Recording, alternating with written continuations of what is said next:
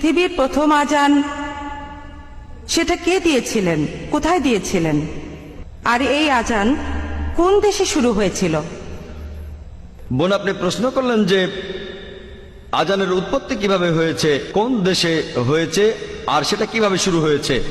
বোন, আজান শুরু হয়েছিল আরব দেশে, আরবের মদিনায়।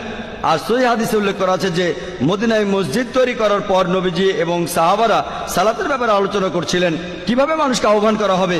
কেউ কেউ বলল ড্রাম বাজাও, কেউ বা বলল শাক বাজাও, এক একজন এক এক কথা বলল।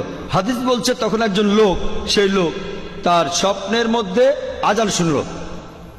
সে শুনল আজানের আওয়াজ, যেটা আমি আগে বলেছিলাম মানুষের কণ্ঠে।